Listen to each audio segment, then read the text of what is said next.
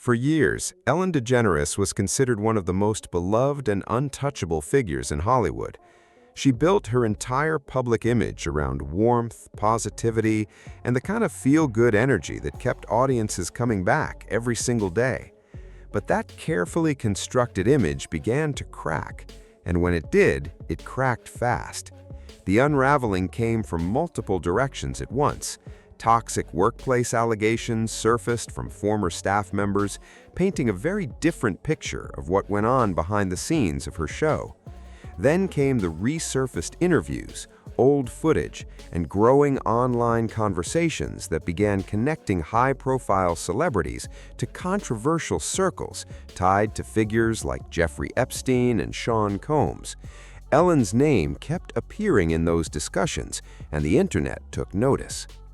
What made the whole thing even more complicated was the response from within Hollywood itself. While public criticism of Ellen reached a pitch fever online, a number of celebrities stepped forward to defend her, saying privately she had always treated them with respect and genuine kindness. That created a striking divide. On one side, former employees and online communities demanding accountability. On the other, industry insiders vouching for a version of her that looked nothing like the headlines. And that gap between what the public believed and what those closest to her were saying is exactly what made this story so difficult to look away from.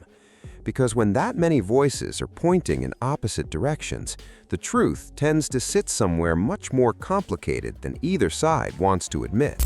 Because when you feed into that stuff, you only add more fuel to the fire. Right. Pop, I'm gonna leave it alone.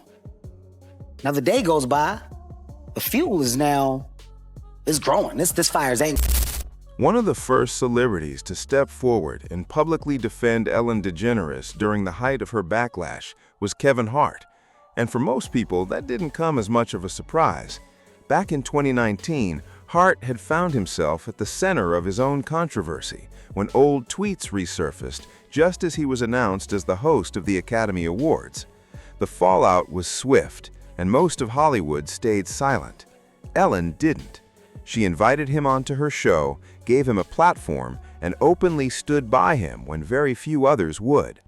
So when Ellen became the one facing public scrutiny in 2020 over workplace allegations, Hart returned that loyalty without hesitation. He spoke about how she had always treated him with genuine kindness and respect away from the cameras, and he pushed back against what he called a rush to judgment before the full picture was known. He took to social media and wrote that it was difficult watching his friend go through such public criticism, describing her as one of the most genuine people he had encountered in the industry. But his defense didn't slow things down. By that point, trust in Hollywood insiders was already at a low.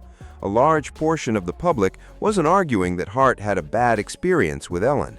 They were pointing out that celebrities and employees often exist in completely separate worlds.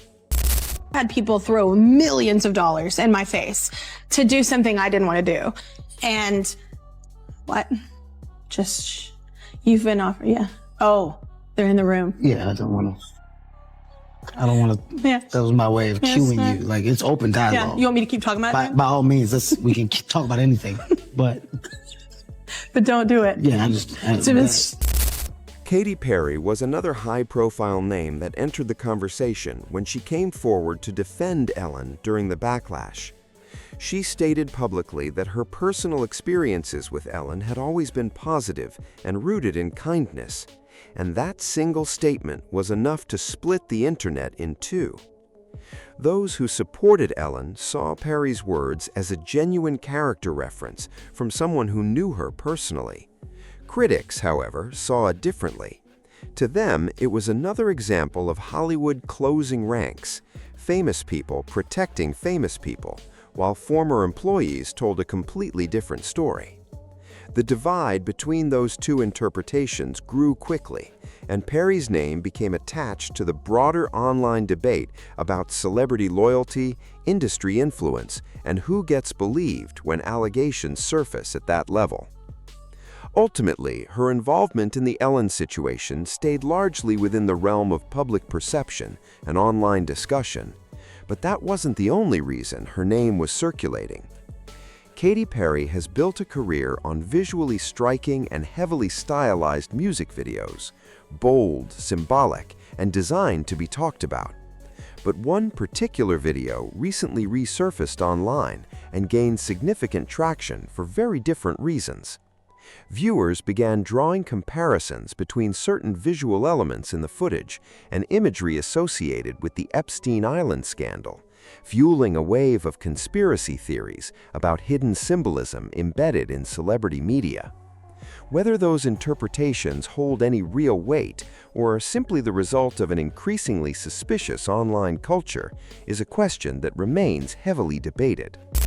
So many Epstein file connections to Katy Perry's music video. First we see Bon Appetit written in a red substance. Then we see this refrigerated room with her body in it. She is under some plastic. We see a bunch of chefs in white come and get her. They then put her in flour or baby powder, kneading her like dough. We then see a cutting board and they're putting vegetables all over her. Next we see her in a pot. We see them pouring this, but what does that look like? And especially cooked. They take this substance and paint her fingernails with it. She gets her hair cut, super short, resembling youth. Putting oil or baby oil on. The chefs take her through this kitchen door, served on this table to the rich. Allegedly, there was a Diddy party that had the same concept, having a buffet around this individual. Why are their eyes glowing like that? Also see the Migos, and that's a hand. Everyone is around her with their plates, become tied in their chairs, and she gets up on the table. The way that the black lights are really reminds me of the Yummy video. There's pink powder flying everywhere. Notice the colors, pink. They are being blindfolded. Tied up, an apple in the mouth. If you haven't seen the picture of the turkey on the table in the Epstein files, like, go look. The chefs are doing things to these people to have red substance all over them. And we see her with a pie that has certain things in it. Here's a performance. Notice the girls in the pink, see the table and guests around it. Promo for this was also being at an art exhibit with her head on this plate. Also have this of the people as fruits. And in this music video, look at the eye on her outfit and feeding the rich people cake. Them eating the cake is giving this, and maybe I'm reaching. They also have this huge pig, which reminds me of this and the baby pig in the Yummy music video.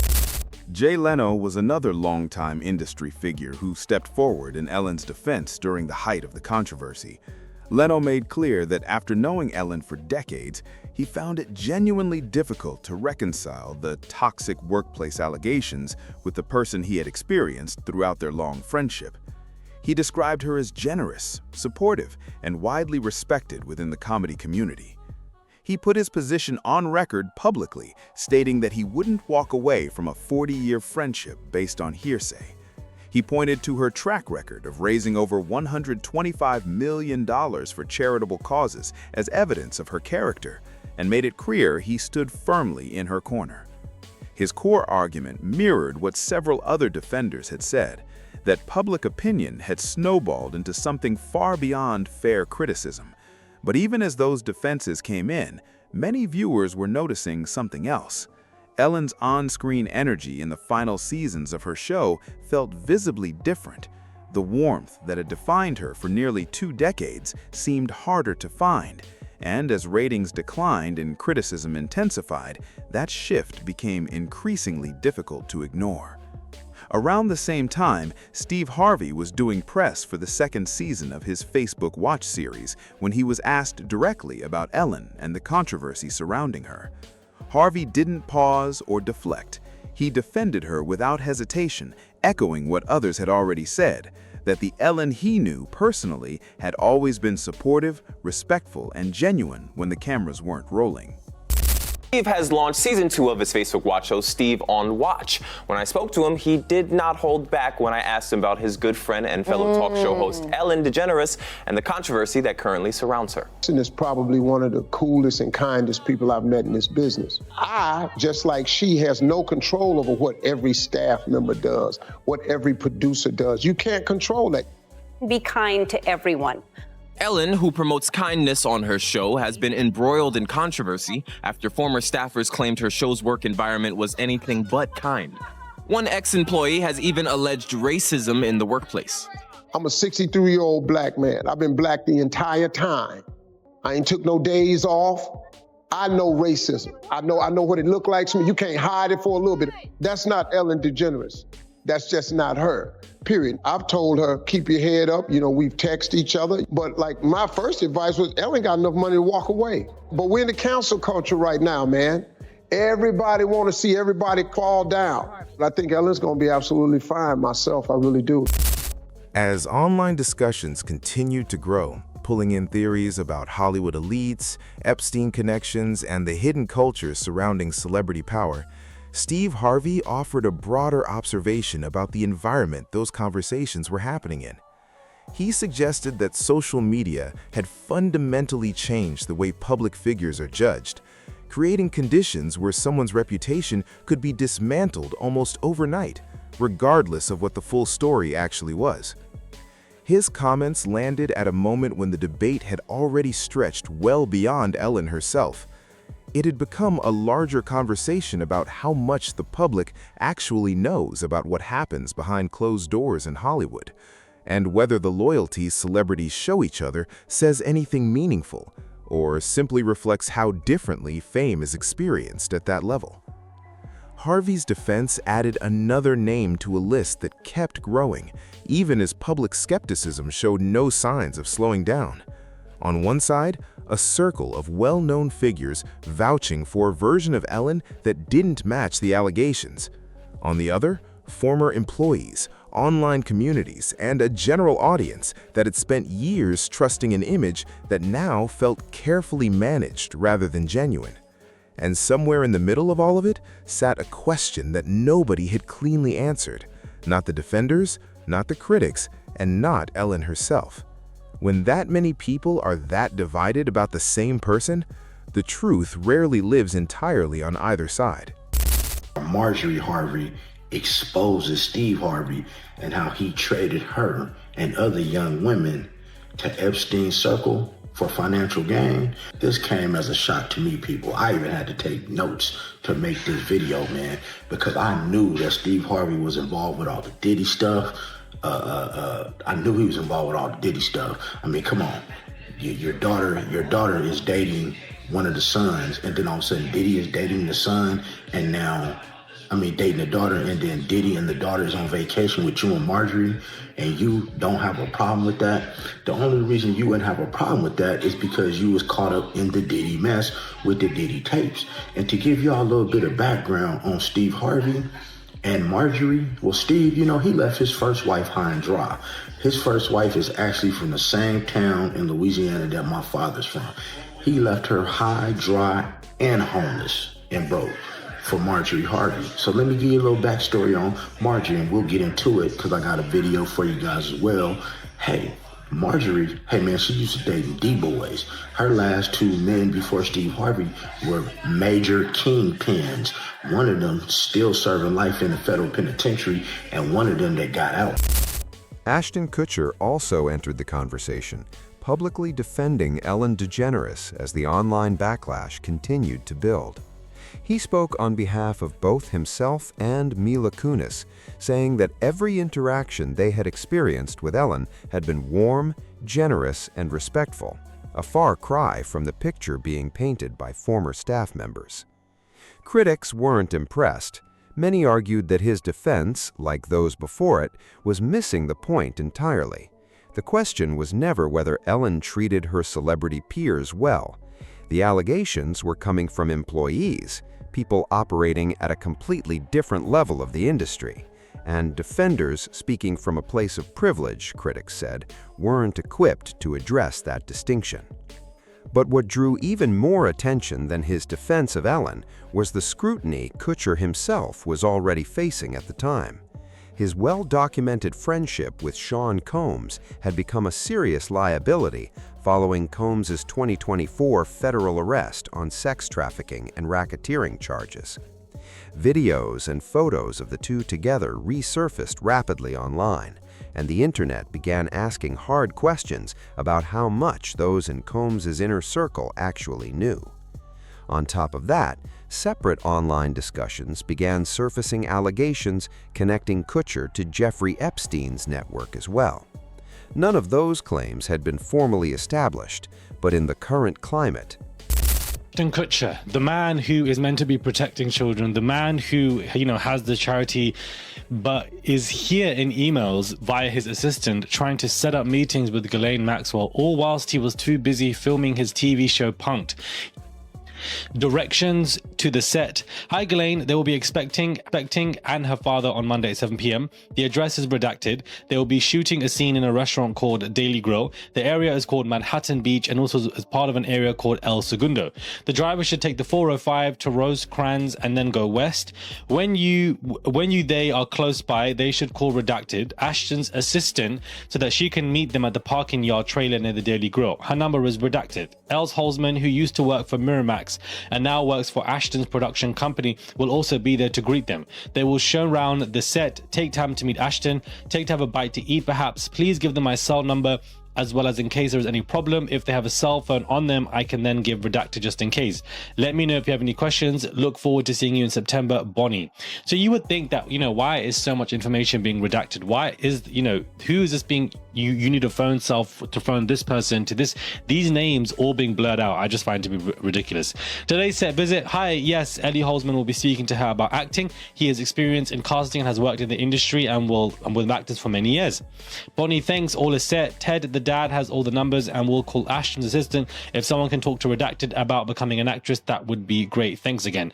Just checking that you're all set with the set visit and the directions I sent you were clear. Please have redacted call redacted Ashton's assistant on redacted when they are close so she can call them exactly where she is at the time. Thanks.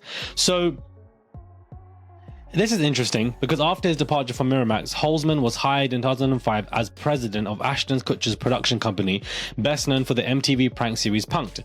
So here we can clearly see that Ashton's team and his assistants were trying to basically help this person become an actress who so happened to be underage.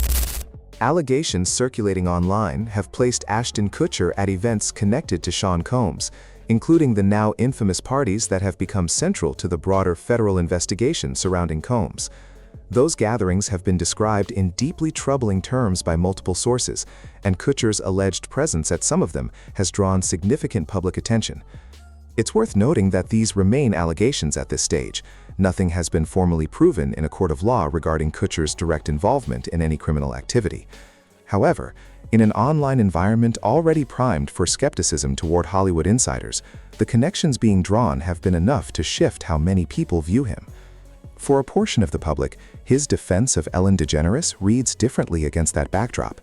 Someone publicly vouching for another celebrity's character carries less weight when serious questions about their own associations remain unanswered. Whether or not those allegations are ever substantiated, the perception has already taken hold for many online that Kutcher's endorsement of Ellen may say more about the circles he moves in than it does about her actual innocence. It's a pattern that kept repeating throughout this entire story. The more celebrities stepped forward to defend Ellen, the more the spotlight shifted onto the defenders themselves, revealing a web of connections, associations, and unanswered questions that extended far beyond one talk show host and her workplace culture. The proof of what's going to happen to these orphanages. Rather, you have so many celebrities doing XYZ. Even back to Diddy, and I know that we keep speaking about him, he is related to all of this. Remember those trips that he would take to Kazakhstan?